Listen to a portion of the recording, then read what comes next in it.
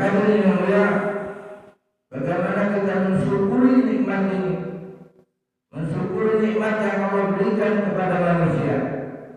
Kata Allah dalam Al-Quran, "Fabi ayyi ala'i rabbikuma tukadziban."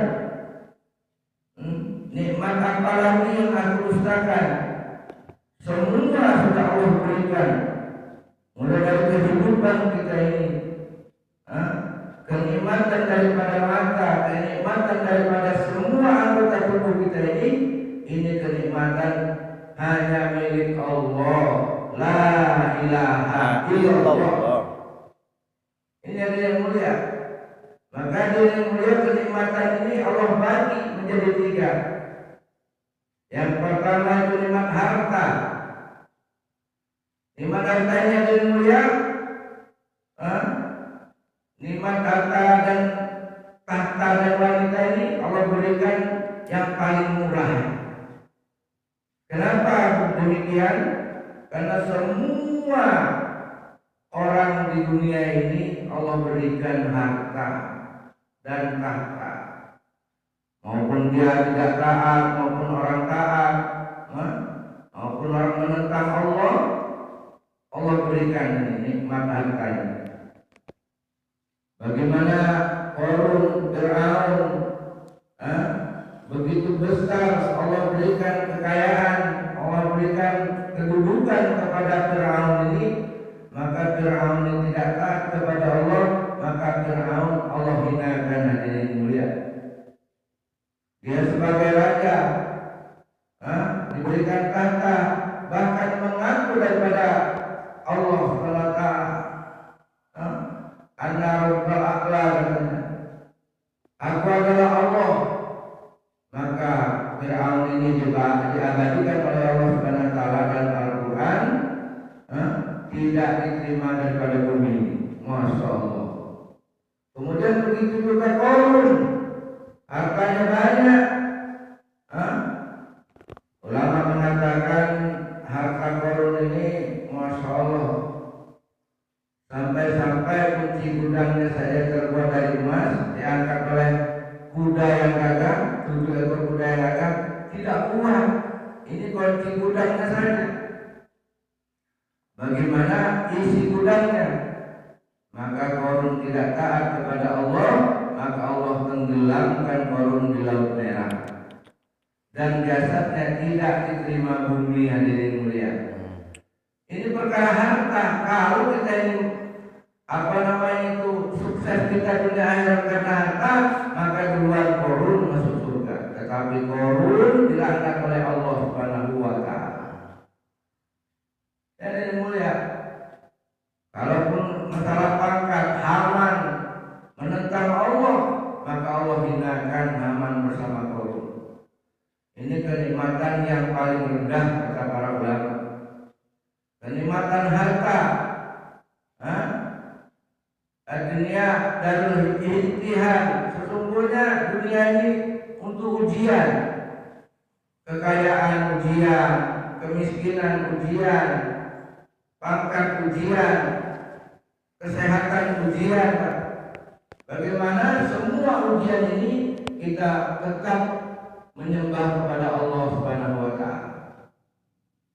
Ini hadirin yang mulia. Kemudian kenikmatan yang kedua, yaitu kenikmatan sehat. Kenikmatan sehat ini lebih tinggi nilainya daripada kenikmatan harta dan tahta.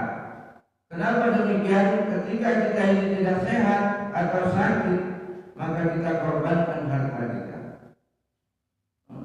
Kita korbankan harta kita. Coba saja kalau kita ini sakitnya, kita pusing jual tanah, jual sapi, jual ternak kita untuk sehat.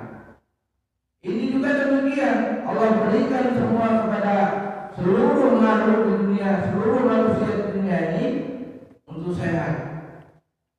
Yang taat, yang tidak taat, yang lawan Allah,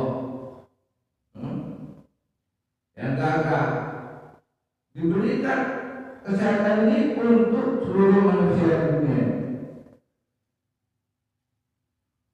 Ini nikmat yang kedua. nikmat yang lebih tinggi lagi, yaitu nikmat Islam dan iman.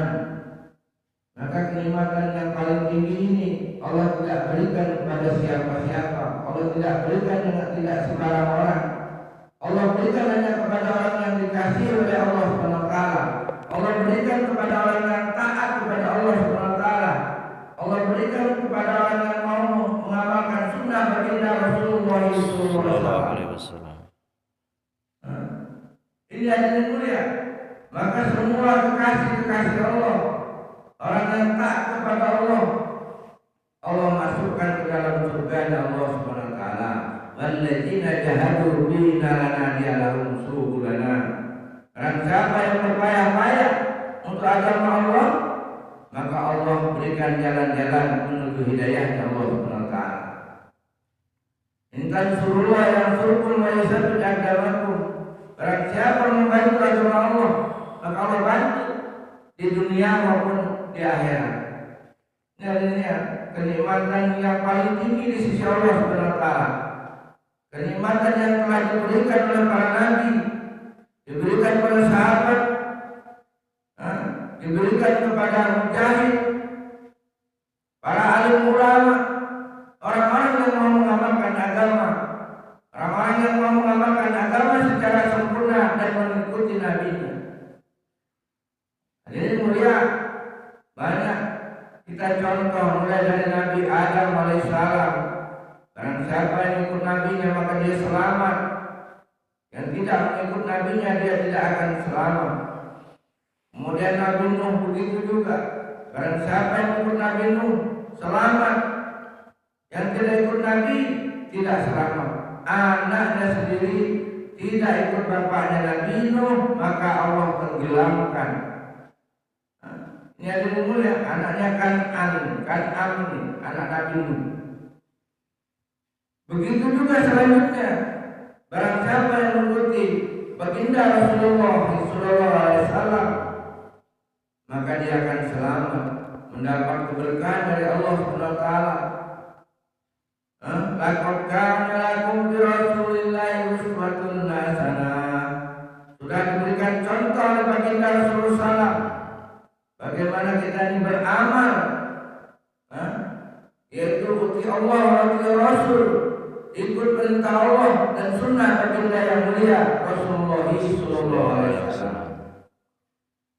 Hadirin yang muliakan Allah SWT, maka penting hadirin bagaimana kehidupan kita ini 1 kali 24 jam, yang kaya taat, yang miskin taat, sampai orang sakit Allah memberikan supaya taat. Hadirin mulia, kalau tidak bisa sholat berdiri, sholat duduk.